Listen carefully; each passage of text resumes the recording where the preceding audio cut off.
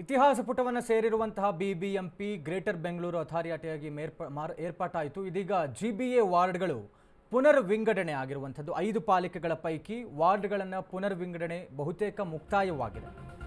GBA ವಾರ್ಡ್ಗಳ ಪುನರ್ ವಿಂಗಡಣೆ ಬಹುತೇಕ ಮುಕ್ತಾಯವಾಗಿದೆ. ಈಗಿರುವಂತಹ 198 ವಾರ್ಡ್ಗಳು ರದ್ದಾಗಿದ್ದಾವೆ. ಹೊಸ ವಾರ್ಡ್ಗಳ ವಿಂಗಡಣೆ ಆಗ್ತಾ ಇದೆ. 198 ವಾರ್ಡ್ಗಳ ಬದಲು 400 ವಾರ್ಡ್ಗಳಾಗಿ ವಿಂಗಡಣೆ ಸಾಧ್ಯತೆ. ಸರ್ಕಾರ ನೀಡಿರುವಂತಹ ಮಾನದಂಡ ಅನುಸರಿಸಿ ವಾರ್ಡ್ ವಿಂಗಡಣೆ ಆಗ್ತಾ ಇದೆ. ಜಿಪಿಎಸ್ ಆಧಾರದ ಮೇಲೆ ವಾರ್ಡ್ಗಳ ವಿಂಗಡಣೆ ಸಾಧ್ಯತೆ ಇದೆ. ವಾರ್ಡ್ ಪುನರ್ ವಿಂಗಡಣೆ ಸಮಿತಿಯಿಂದ ವರದಿ ತಯಾರಿಸಲಾಗ್ತಾ ಇದೆ.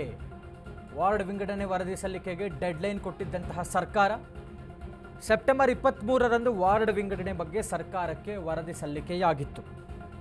ಪ್ರತಿ ವಾರ್ಡ್ಗೂ 17ರಿಂದ 23,000 ಜನಸಂಖ್ಯೆ ನಿಗದಿಯಾಗಿದೆ. 2011ರ ಜನಸಂಖ್ಯೆ ಆಧಾರದ ಮೇಲೆ ವಾರ್ಡ್ ವಿಂಗಡಣೆ ಆಗ್ತಾ ಇದೆ. GIS ಟೀಮ್ ನಮ್ಮ ಇನ್ ಹೌಸ್ನಲ್ಲಿ ಒಂದು ಟೀಮ್ ಇದೆ. Plus we are trying to see how we can make delimitation based on the guidelines given by the committee. ಆಧಾರದ ಮೇಲೆ ಅವರು 2-3 ಮಾನದಂಡ ಕೊಟ್ಟಿದ್ದಾರೆ.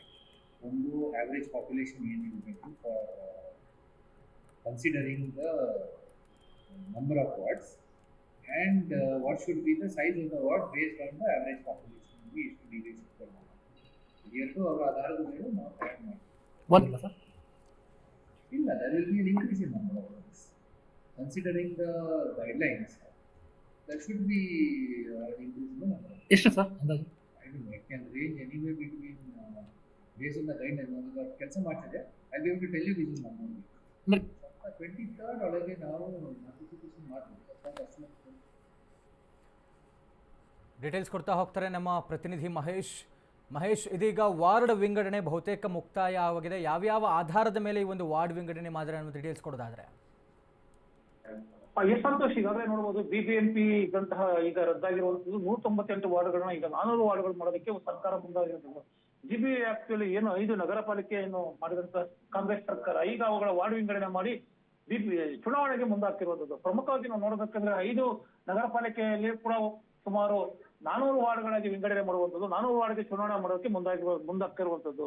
ಈಗಾಗಲೇ ನಾವು ನೋಡ್ತಾ ಇರುವುದು ಪಶ್ಚಿಮ ವಲಯಕ್ಕೆ 100 ವಾರ್ಡ್ಗಳನ್ನು ಏನು ವಿಂಗಡಣೆ ಮಾಡುವ ಸಾಧ್ಯತೆ ಇರುವಂತದ್ದು. ಇನ್ನು ಉಳಿದಂತೆ 4 ನಗರ ಪಾಲಿಕೆಗಳಲ್ಲೂ ಸುಮಾರು 75 ವಾರ್ಡ್ಗಳಿಗೆ ವಿಂಗಡಣೆ ಮಾಡುವ ಸಾಧ್ಯತೆ ಇರುವಂತದ್ದು. ಯಾಕಂದ್ರೆ ಈಗಾಗಲೇ ನಾವು ನೋಡ್ತಾ ಇರಬಹುದು ಬಿಬಿಎಂಪಿ ಚುನಾವಣೆಗೆ ನಿನ್ನೆ ಆಗ್ಲಿ ಅಥವಾ ಮೊನ್ನೆ ಆಗ್ಲಿ ಡಿ.ಕೆ ಶಿವಕುಮಾರ್ ಆಗಿರೋದು ಅಥವಾ ಕಾಂಗ್ರೆಸ್ ಮುಖಂಡರು ಎಲ್ಲರೂ ಕೂಡ ಒಂದು ರೀತಿಯಲ್ಲಿ ದೊಡ್ಡ ಮಟ್ಟದಲ್ಲಿ ಸಭೆಗಳು ನಡೆಸಿ ಚುನಾವಣೆಗೆ ಮುಂದಾಗ್ತಿರೋದು ಒಂದ್ ಕಡೆ ಆದ್ರೆ, ಮತ್ತೊಂದು ಕಡೆ ವಾರ್ಡ್ ವಿಂಗಡಣೆ ಹೆಸರಲ್ಲಿ ಒಂದು ರೀತಿಯಲ್ಲಿ ಸರ್ಕಾರಕ್ಕೆ ಒಂದು ರೀತಿಯಲ್ಲಿ ತಮಗೆ ಬೇಕಾದಂತಹ ರೀತಿಯಲ್ಲಿ ವಾರ್ಡ್ ವಿಂಗಡಣೆ ಮಾಡ್ಕೋತಾ ಇರೋದು ಕೂಡ ಈಗಾಗಲೇ ವಿಪಕ್ಷಗಳು ಆರೋಪ ಮಾಡ್ತಿದ್ದು. ಇವೆಲ್ಲದರ ನಡುವೆ ಈಗಾಗಲೇ ವಾರ್ಡ್ ವಿಂಗಡಣೆ ಕೂಡ ಅಂತಿಮ ಸಿದ್ಧತೆ ನಡೆಸುವಂತದ್ದು. ಈಗಾಗಲೇ ಸರ್ಕಾರಕ್ಕೆ ಇದೇ ತಿಂಗಳು 23ಕ್ಕೆ ವರದಿ ಕೊಡುವ ಸಾಧ್ಯತೆ ಇರೋದು. Santosh. Yes, thank you Mahesh ತಮ್ಮೆಲ್ಲ ಡೀಟೇಲ್ಸ್ಗಾಗಿ.